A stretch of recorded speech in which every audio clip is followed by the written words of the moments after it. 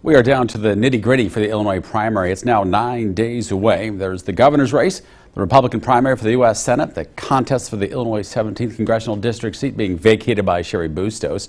However, we will focus this week's program on a significant state race to this community.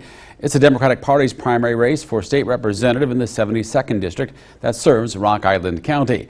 There are 3 Democrats vying for the seat being vacated by Mike Halpin, who is now running for state Senate. Thurgood Brooks is a community organizer and a family advocate with the Martin Luther King Jr. Center. He ran for Rock Island mayor last year and lost in a close race to Mike Tomes.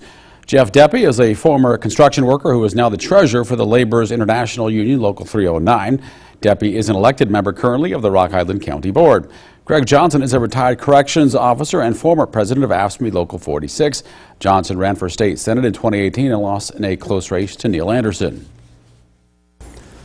This primary is for the chance to face Republican Tom Martins for the seat in the State House. Martins is running unopposed in the Republican primary. We're certainly glad to welcome candidates Thurgood Brooks, Jeff Deppy, and Greg Johnson to the program this morning.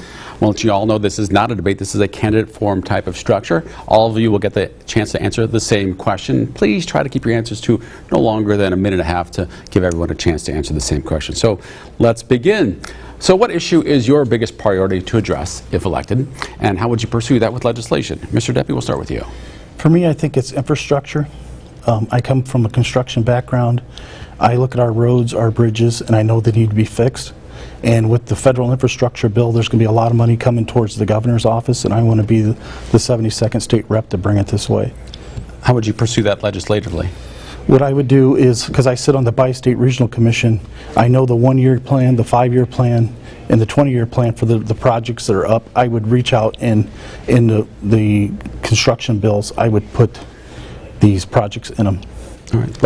Like the new Buffalo Bridge, if we do that, or if we want to do the Are you in favor of the new Buffalo Bison? Or the Bison I'm okay with it, yes, yes. All right. Mr. Brooks, what is your, I guess, biggest legislative priority if you were elected, and how would you pursue it?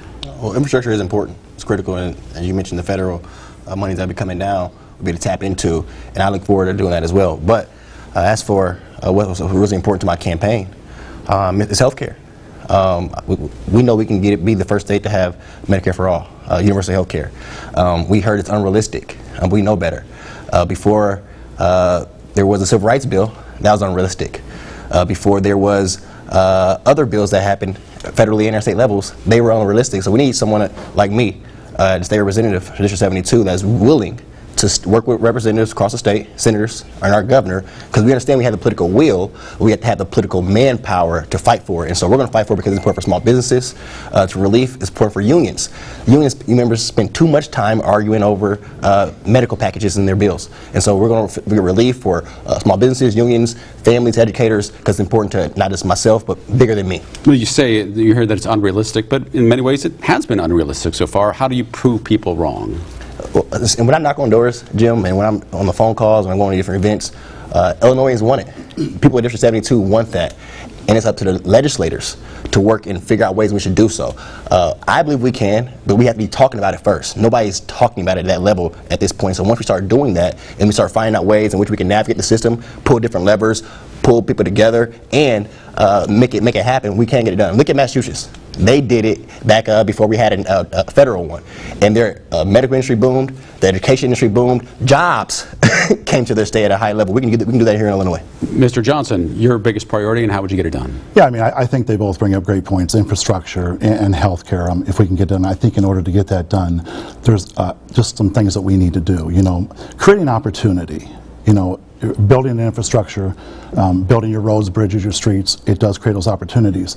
But I think we also have to be mindful of the fact that when I talk to people at their doors, and I've been talking to people for many years, in particular since the Bruce Rauner years, it was the failure to fund MAP grants. We had a lot of brain drain here, a lot of kids leaving. We have to create opportunities for our kids. We need to build off this Western Illinois campus. We need to focus on infrastructure. But outside of infrastructure, we can have the best roads and bridges in the world, but we really need to address our mental health problem as well.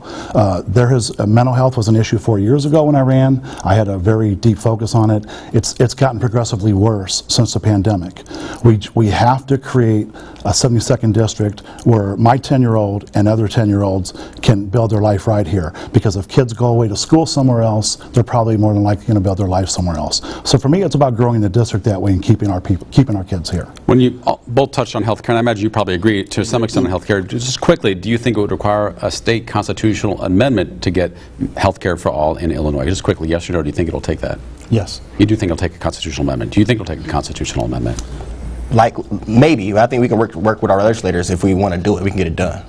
Mr. Johnson. I don't think it would require a constitutional amendment. I think it could be done through legislation. I think the biggest part is you just have to get people that are willing to go in those rooms. You know, when you want to bring that out, you got to have people willing to go in the rooms and fight for these things. You have to have strong voices, leaders.